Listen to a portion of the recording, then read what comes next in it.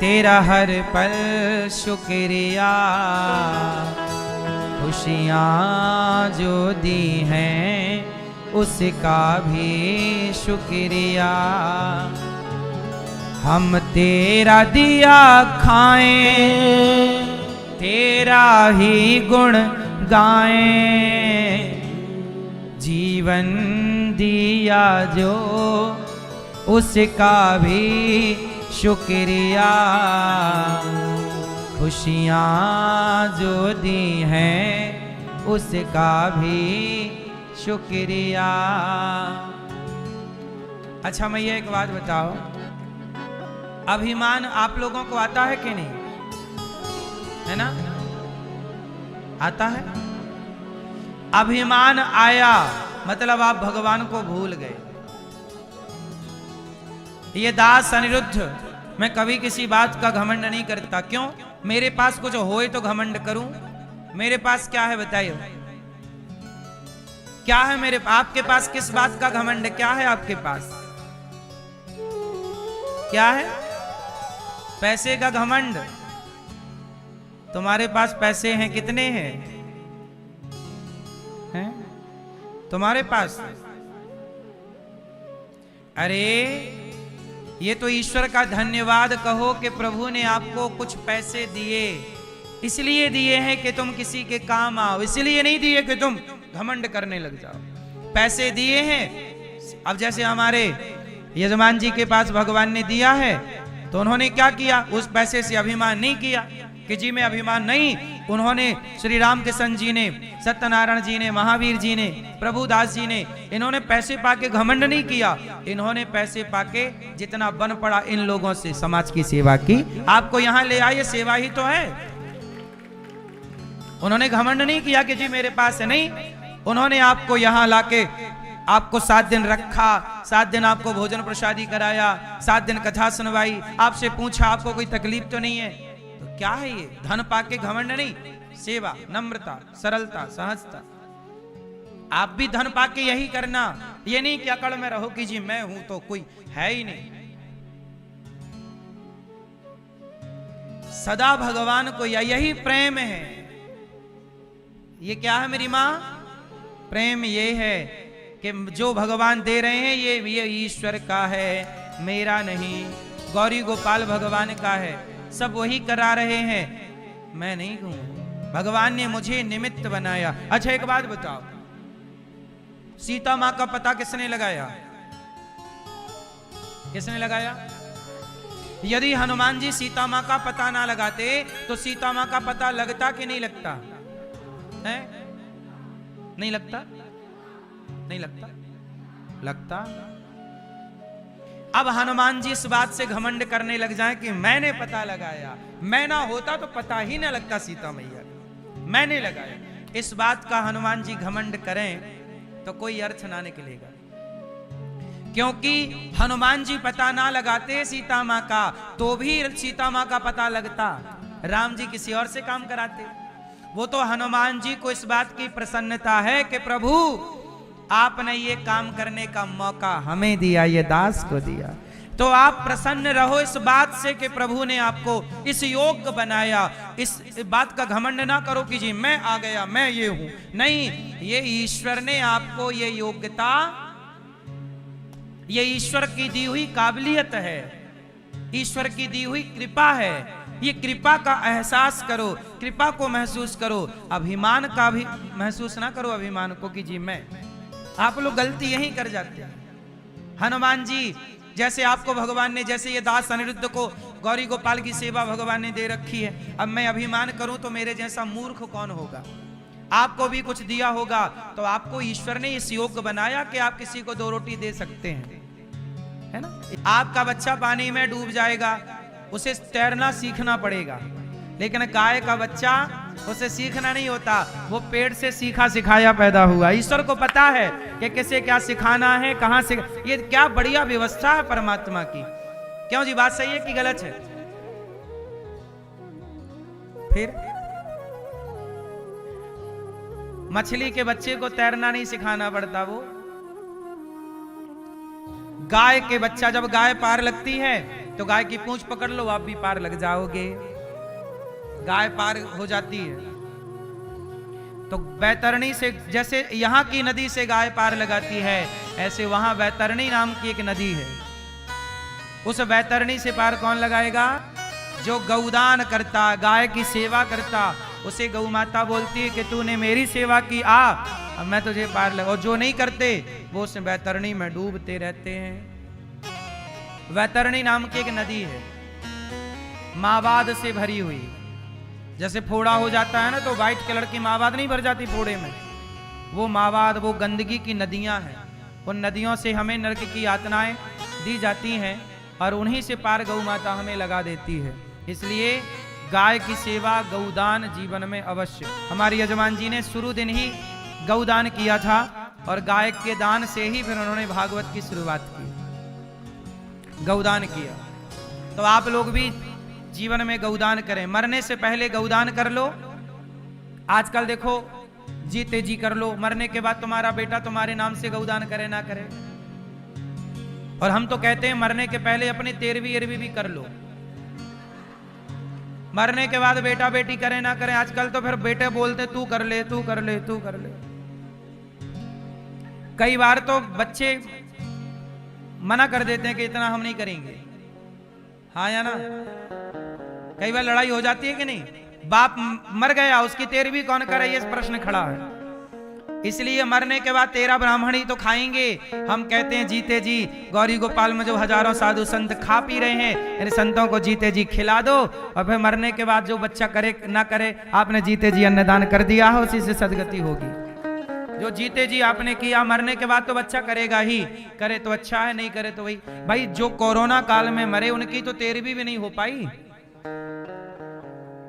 इसलिए पता नहीं हम लोग किस परिस्थिति में मरेंगे, 13वीं हो पाती है नहीं हो पाती। इसलिए समय का क्या भरोसा, कब कौन सा समय आ जाए। कोई जानता था कि कोरोना आ जाएगा और सब कैद हो जाएंगे घरों में, और 13वीं भी नहीं हो पाई, बड़े बड़े लोग मर गए। बोलो हाँ। मरे तो कोई 4 लोग भी इकट्ठे नहीं हो पाए। बोलो हाँ। हाँ समय को भरोसो कोनी, कद पलटी मार जावे। यही समय का भरोसा, कब पलटी मार जाए, क्या हो जाए कल। इसलिए जीते जी भागवत सुन लो, जीते जी भागवत सुन लो, जीते जी गौदान कर लो, जीते जी अन्नदान कर लो, फिर बिंदास आराम से मरो आखिरी में। बहुत ज्यादा जिंदगी लोड लेने की नहीं है, बिंदास जीना और बहुत प्रेम से भगवान का चिंतन करना। पांडुरक और काशीराज द्विविद का भगवान ने उद्धार करा दिया। जरासंध के जेल से 20,800 राजाओं को मुक्त किया। सबने स्तुति की, कृष्णाय वासुदेवाय हरये परमात्मने प्रणतक्लेशनाशाय गोविंदाय नमो नमः। भगवान ने 20,800 राजाओं को जरासंध के जेल से मुक्त किया और भीम भैया के द्वारा जरासंध को मरवाया। इसके बाद भगवान ने शिशुपाल 100 गालियां दे रहा था। भगवान को कितनी गालियां देता? कौन? भगवान 100 गालियां सुनते और क्या करते? चुप रहते। आज शिशुपाल ने हद कर दी, 101 गाली दे दी। मैया कर लो पंचायत। कितनी गालियां हो गई? मैया कितनी गालियां दे दी।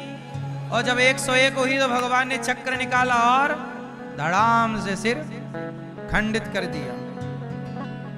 अच्छा एक बात बताओ, जो 100 गालियां सुनने के बाद सिर काट रहे हैं, वो पहली गाली सुन के भी तो सिर काट सकते थे, क्यों नहीं काटा? मानो भगवान आपसे और हमसे कहते हैं कि भैया थोड़ा सा आप भी सहन किया करो। जल्दी से उत्तर आप लोग ना तुरंत उत्तर देते हैं, नहीं, सामने वाले को कह लेने दो, बोल लेने दो। जरूरी नहीं है कि आप उत्तर दें। अभी कल या परसों एक लड़का आया, उसने बोला कि गुरुजी हमने आपके खिलाफ YouTube पे एक वीडियो बना के डाली थी, आपका अपमान किया था, आपको गालियां दी थी और उस वीडियो को हमने डाला, लेकिन आपने कुछ बोला नहीं हमें। बाद में उस लड़के ने यहाँ आकर गौरी गोपाल की सेवाएं देखी और कहा कि हमने बड़ी गलती की। उन्होंने फिर सॉरी कहा। हमने कहा कोई बात नहीं बेटा, तुमने जब गालियां दी हमें तब भी हमें कोई फर्क नहीं पड़ा, आज तुम सॉरी कह रहे हो तब भी हमें कोई फर्क नहीं है, क्षमा है, हम कोई नाराज नहीं है, हम क्यों गाली दें। आपका स्वभाव है हमें गाली देने का, ये आपके संस्कार हैं, आपकी तरह हम क्यों बने। भाई आपने हमें गाली दी और हमने भी आपको गाली दे दी, तो फिर आप में और हम में अंतर क्या रहेगा। सही है।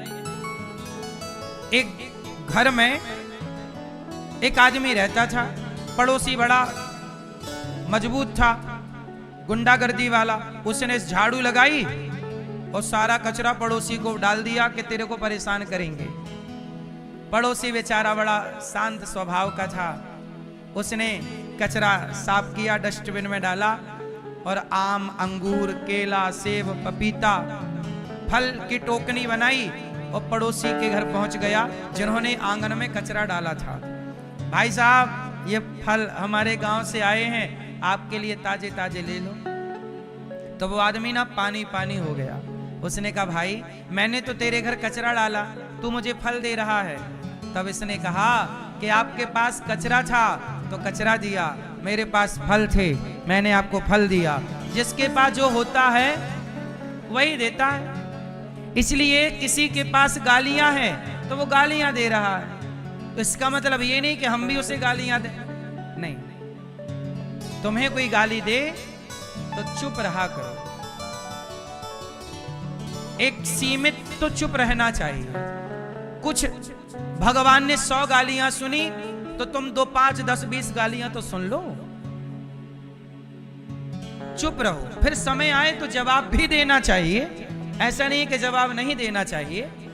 मैं जवाब भी देता हूं, पत्रकार मुझे बुलाते हैं मैं जवाब भी देता हूं, पर जवाब भी अपने अंदाज में। ये नहीं कि तुमने मुझे गाली दी तो मैं भी गालियों से जवाब दूंगा, नहीं।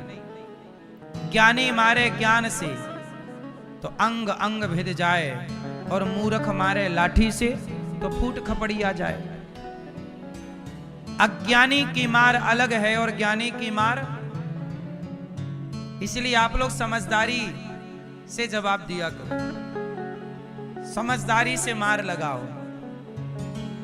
गाली किसी ने आपको दी है तो उसे गाली से ना मारो, पहले 2-4 देख लो कि भाई ये कहां तक जा रहा है या जा रही, फिर उसे अपने समझदारी की भाषा से समझाओ। जैसे आग को आग नहीं बुझा सकती, आग को जल बुझा सकता है, ऐसे गाली को गाली समाप्त नहीं कर सकती। गाली देने वाला गाली दे रहा हो और आपकी शांति, शांति सबसे भारी है साहब। गाली देने वाला भी शांति के आगे नतमस्तक हो जाता है। शांति का कोई विकल्प नहीं है, हो तो बताओ।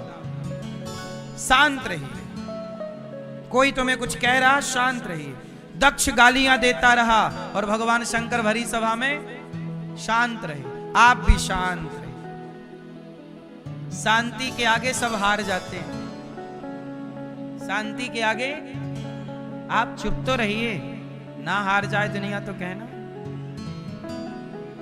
तो भगवान शिशुपाल ने गालियां दी, चुप रहे। अंत में भगवान की जीत हुई, सिर काट दिया। शाल्व और दंतवक्र का भगवान ने उद्धार किया। एक भगवान के परम मित्र हैं, नाम है सुदामा। क्या नाम? कृष्णस्यासीत् सखा कश्चित् ब्राह्मणो ब्रह्मवित्तमः विरक्त इंद्रियार्थेषु प्रशांतात्मा जितेन्द्रियः।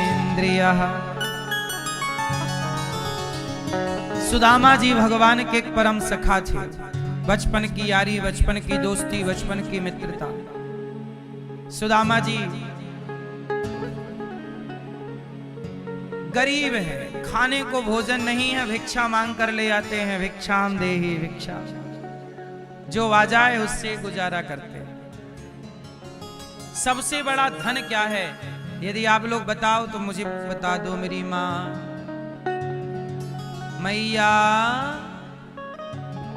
सुन लो मेरी माँ, सबसे बड़ा धन क्या है? सबसे बड़ा धन संतोष। सुदामा जी अमीर हैं कि गरीब हैं? जोर से। सुदामा जी इतने अमीर हैं कि जगत के पालनहार भगवान अपनी सिंहासन पर बिठाकर सुदामा के पांव धो रहे हैं। इतनी अमीरी। सुदामा जी संसार की नजर में गरीब हैं, पर आध्यात्म की नजर में सुदामा जी के पास रोटी नहीं। एक दिन भगवान कृष्ण रोने लग गए। रुक्मणी जी बोली क्या हो गया? भगवान बोले आपने तो मुझे 56 भोग परोस दिया है, पर मेरे भक्त को 4 दिन से भोजन नहीं मिला, सुदामा को। तो रुक्मणी जी बोली कि आप देते क्यों नहीं? भगवान बोले मैं तो तैयार हूं देने को, वो लेता ही नहीं। वो उसके अंदर है ही नहीं कामना, वो तो भिक्षा मांग के खुश रहता, चाह ही तो नहीं है। जैसे रैदास जी थे, रैदास जी को भगवान ने सोना दिया, पारस मणि दी, कहा कि ये पारस मणि ले लो, तुम सोने लोहा में घिस के सोना बना लिया करो और संतों की सेवा करो। रैदास जी बोले प्रभु मैं जूता सिल के ही खुश हूं, इसी से जो पैसा बचा लेता हूं साधु सेवा करता हूं, मुझे ये उलझाओ मत। अच्छा भगवान पैसा देने से मना नहीं करते, दे तो देते हैं, लेकिन आप लोग ना पैसा पाके उलझ जाते हैं, इसलिए भगवान चाहते हैं कि तुम उलझो ना।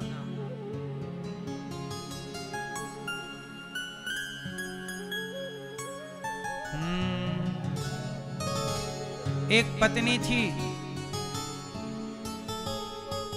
गरीब थी, पति पत्नी दोनों में बहुत प्यार था, पर पत्नी का मन पढ़ने में लगता था, तो पति बोला चलो हम तुम्हें पढ़ाते। तो पति ने पढ़ा दिया और पति में बहुत प्यार था, गरीबी थी ना तो बहुत प्रेम था। कलेक्टर बन गई पत्नी पढ़ लिख के, और कलेक्टर बनी तो उसका भी कलेक्टर बनी तो दूसरे कलेक्टर से ईलू ईलू हो गया। बोली कि अब तू निकम्मा किस काम का, चल। कोरोना काल की ये घटना है, टीवी पे आई थी, आप लोगों ने सुना होगा। अब पति रोता फिर रहा, मैंने कलेक्टर बना दिया, चली गई। अब वो किसी कलेक्टर से सेट हो गई, अब क्या करेगी? तो जरा मैं ये बात क्यों बता रहा हूं, सुनो। जब तक गरीबी थी, जब कुछ नहीं था, तो वो पति के पास थी, और जब सब कुछ आ गया तो पति से, तो भगवान को भी डर लगता है कि कहीं ये दौलत पाके मेरा भक्त मेरे से दूर ना हो जाए, इसलिए जितना धन पाओ उतने करीब और चलते जाओ भगवान के, तो और भगवान धन धान्य देते जाएंगे। सुदामा इसलिए कुछ नहीं चाहते कि कहीं धन पाके मैं भगवान से। रैदास जी को सोना दिया भगवान ने, मना कर दिया, लो अपना, नहीं ली, क्योंकि कहीं मैं धन पाके प्रभु आपसे, क्योंकि संसार का नियम देखा होगा, धन पाके लोग दूर हो जाते हैं। ये बात सही है कि गलत है? धन पाके लोग,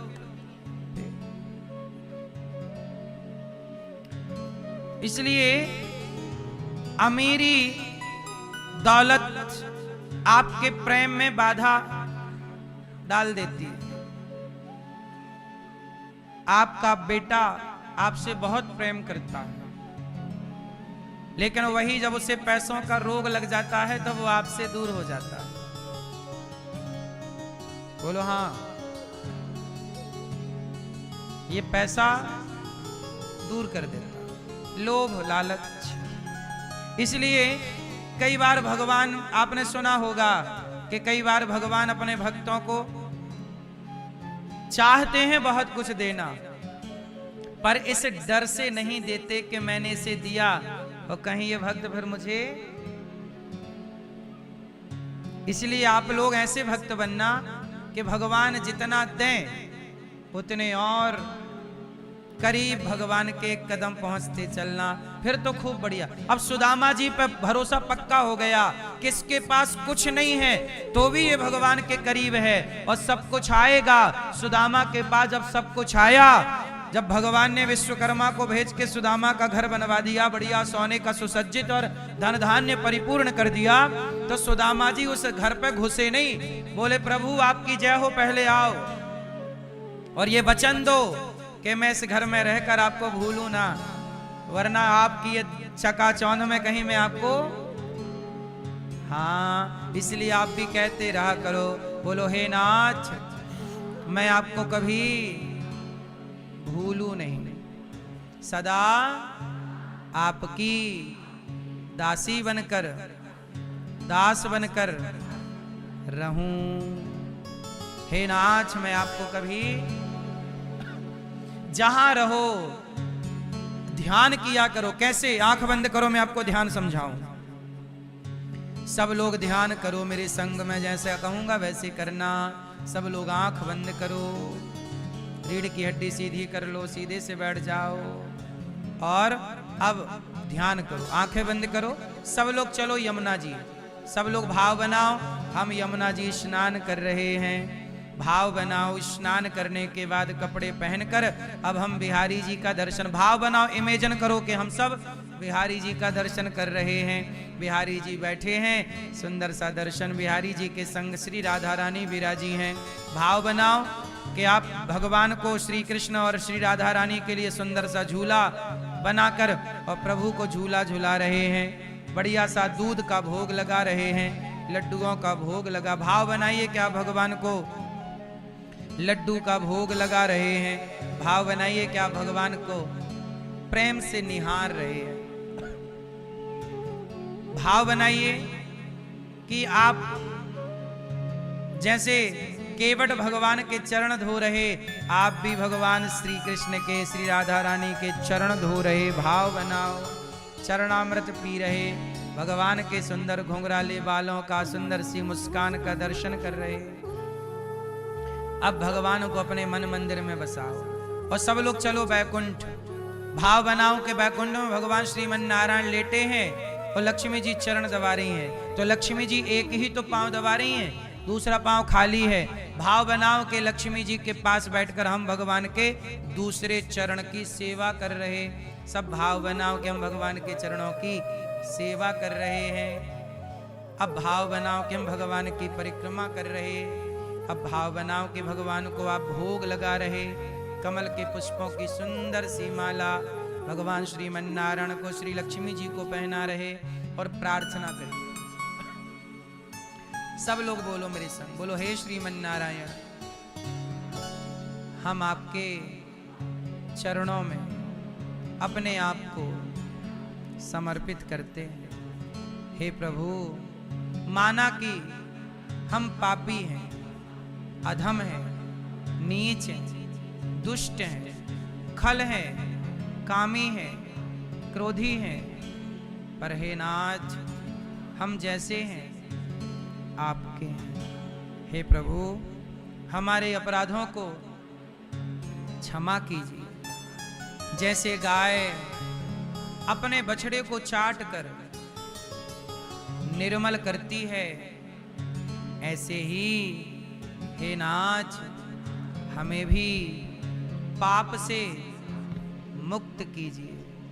हे नाथ हम अपने आप को आपके श्री चरणों में समर्पित करते हैं। हे श्रीमन नारायण आपके सिवा हमारा कोई नहीं, आप ही हमारे माता हैं, पिता हैं, सर्वस्व हैं।